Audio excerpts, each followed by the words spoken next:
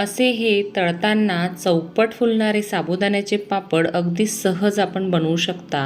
वर्ष 2 वर्षापर्यंत अजिबात खराब होत नाही, कारण यामध्ये आपण अजिबात तेलाचा वापर केलेला नाही। आणि हे करताना आपण साबुदाणा किती घ्यावा, कितपत भिजवावा, पाणी किती घालावे, सोबतच पापड करताना म्हणजे साबुदाणा भिजवताना पाण्याचं प्रमाण काय घ्यायचं म्हणजे आपले पापड तुटणार नाहीत, या सर्व गोष्टी मी या व्हिडिओमध्ये सांगितल्या आहेत। त्यामुळे हा व्हिडिओ बघून तुम्ही सहज हे पापड बनवू शकता। तळल्यानंतर हे पापड एवढे सॉफ्ट होतात की आपण अगदी सहज ओठाने सुद्धा तोडू शकता।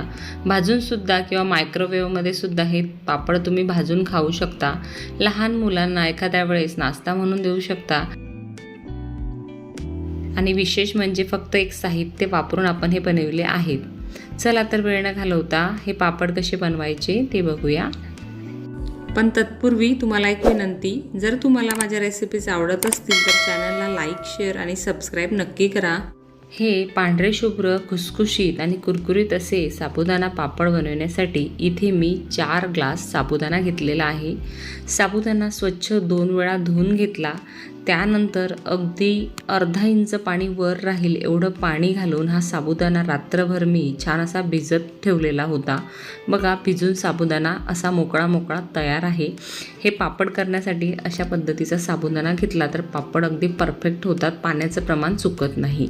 तर या ग्लासने मी हे साबुदाणा आणि पाणी मोजून घेतलेलं आहे। आता इथे गॅसवर आपण एक पातेलं ठेवलं आहे। शक्यतो जाड पुडाचं पातेलं घ्यायचं। त्यामध्ये आपण साधारण 6 ग्लास पाणी घालणार आहोत।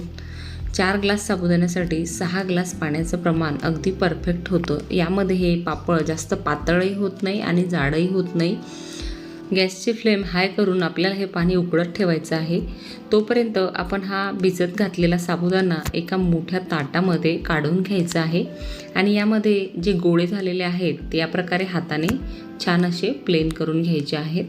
साबुदाणा स्वच्छ 2 वेळा धुवून भिजू घातल्यामुळे यातील स्टार्च कमी होतं आणि छान असे पांढरे शुभ्र असे पापड हे तयार होतात। इथे पाणी आपलं कडकडीत असं गरम झालेलं आहे। या प्रकारे आपण एक ताट यावर झाकण ठेवलेलं होतं। आता छान कडकडीत या पाण्यामध्ये आपल्याला हा साबुदाणा या प्रकारे थोडा थोडा करून घालायचा आहे। एकदम घालायचा प्रयत्न केला तर साबुदाणा टाकताना पाणी बाहेर उडू शकतं। आता थोडं मध्येच चमच्याने आपल्याला हा साबुदाणा हलवून घ्यायचा आहे, कारण तळाशी जर साबुदाणा चिकटला तर मग गुठळ्या होऊ शकतात। आता या पद्धतीने बघा, साबुदाणा यामध्ये पटकन मेल्ट होतो कारण पाणी गरम आहे आणि साबुदाणा छान रात्रभर भिजलेला आहे। आता उरलेला साबुदाणा सुद्धा आपण यामध्ये घालूया। असा 2 टप्प्यांमध्ये आपण साबुदाणा घातल्यामुळे तळाशी साबुदाणा लागण्याची भीती कमी होते। या पद्धतीने आपल्याला एकसारखा चमचा या प्रकारे चालवत राहायचा आहे। गॅसची फ्लेम आपल्याला हाय ठेवायची आहे, जेणेकरून साबुदाणा तळाशी लागणार नाही। या पद्धतीने केले जाणारे हे साबुदाण्याचे पापड अप्रतिम होतात। यातच आपण पोहे खाण्याच्या चमच्याने 5 चमचे मीठ घातलेलं आहे। व्यवस्थित असं मिक्स करून घेऊया। साबुदाणा छान रात्रभर भिजलेला असल्यामुळे हे पापडांचं जे मिश्रण आहे हे तयार व्हायला जास्त वेळ लागत नाही। जोपर्यंत आपण चमच्याने हलवतोय तोपर्यंत गॅसची फ्लेम आपल्याला हाय ठेवायची आहे। या पद्धतीने एकसारखं मिक्स करत राहायचं आहे। आता तुम्ही हळूहळू बघत असाल की यावर तकाकी येत चाललेली आहे। झाकण ठेवून एक 10 मिनटं आपण शिजवून घेतलेलं आहे मिश्रण। आता इथे बघा, या साबुदाण्याची तकाकी अगदी वरती आपल्याला साईप्रमाणे दिसत आहे। इथे मी तुम्हाला जवळून दाखवत आहे। बघा, गॅसची फ्लेम आपण इथे मीडियम टू लो केलेली होती, म्हणजे पातेलं तळाशी लागणार नाही यासाठी। बघा, आता हे मिश्रण पापड बनवण्यासाठी अगदी परफेक्ट आहे का हे पाहण्याच्या 2 पद्धती मी सांगणार आहे। या प्रकारे बघा, आपण चमचात घेऊन या प्रकारे जर मिश्रण सोडलं तर असं एकतारसारखं व्हायला हवं, म्हणजे छान असं चिकट आपलं हे पापडाचं मिश्रण तयार झालेलं आहे असं समजायचं। आता तरीसुद्धा इथे बघा, आपल्याला या पद्धतीने 5 मिनिटांपर्यंत हे मिश्रण शिजवून घ्यायचं आहे। हे सर्व मी यासाठी सांगत आहे की हे मिश्रण जर आपलं व्यवस्थित तयार झालेलं नसलं तर याचे जे पापड असतात ते काढतानाच तुटतात, म्हणजे पापडांचे तुकडे पडतात।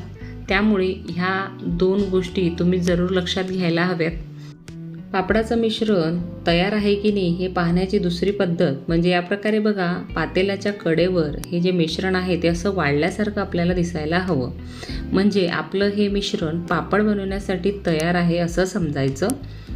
आणखी एक तिसरी पद्धत बघूया. एका प्लेटवर आपल्याला हे मिश्रण असं घालायचं आहे. हे आपोआप पसरतं आणि यामध्ये आपल्याला चिकटपणा दिसतो बघा. अजिबात तसं पाण्यासारखं वाटत नाही, म्हणजे आपलं हे मिश्रण पापड घालण्यासाठी एकदम रेडी आहे. आता बघा, छान अशी उकळी आलेली आहे मिश्रणाला. आता आपल्याला इथे गॅस बंद करायचा आहे. यात आपण आवडीनुसार जिरंसुद्धा घालू शकता, परंतु जिऱ्याने हे पापड छान पांढरे शुभ्र न होता थोडेसे पिंगट रंगाचे होतात. आता इथे आपण टेरेसवर आलेलो आहोत. एक कॉटनचा बेडशीट आपण इथे घातलेला आहे आणि त्यावर एक चांगल्या क्वालिटीचा प्लास्टिक पेपर अंथरलेला आहे. आता यावर आपल्याला अगदी पटापट हे पापड असे चमच्याच्या मदतीने घालायचे आहे. मिश्रण जसजसं थंड होतं तसतसं घट्ट होतं, त्यामुळे थोडं गरम असतानाच या प्रकारे अगदी पटापट हे पापड घालायचे आहे. हवं तर आपण एखाद्याची मदतसुद्धा यासाठी घेऊ शकता, म्हणजे पापड घालणेसुद्धा अगदी पटकन होईल, मिश्रण घट्ट होणार नाही.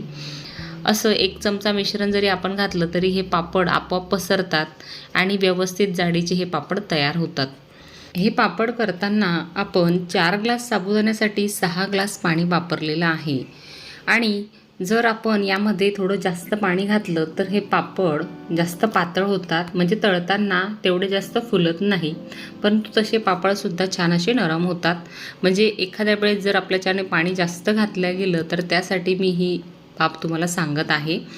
आता बघा, हे पापड आपल्याला 2 दिवस कडक उन्हात वाळवून घ्यायचे आहेत. वाळल्यानंतर असे काचासारखे हे पांढरे शुभ्र असे पापड तयार होतात आणि खायला अप्रतिम, अगदी खुसखुशीत, अगदी ओठाने खाता येईल असे तयार होतात. हे पापड जरी आपण फक्त मीठ घालून बनवलेले असले तरी आपल्या चवीनुसार आपण यावर तिखट भुरभरू शकता आणि उपवास नसेल तर वेगळा चाट मसाला वगैरे टाकूनसुद्धा हे पापड तुम्ही खाऊ शकता. खूप छान लागतात. तर अशा पद्धतीचे बघा, तिपटीने फुलणारे हे साबुदाणा पापड तुम्ही यावर्षी नक्की करून बघा. आणि यासारख्याच वेगवेगळ्या वाळवण रेसिपीज आपल्या चॅनलवर ऑलरेडी अपलोडेड आहेत. चॅनल लोगोवर क्लिक करून त्या रेसिपीजसुद्धा तुम्ही नक्की बघा. त्या रेसिपीजसुद्धा तुम्हाला नक्की आवडतील. तर आज वेळात वेळ काढून तुम्ही ही रेसिपी पाहिली त्याबद्दल तुम्हा सर्वांचे खूप खूप धन्यवाद. पुन्हा भेटूया अशाच एका छानशा नवीन रेसिपीमध्ये. धन्यवाद.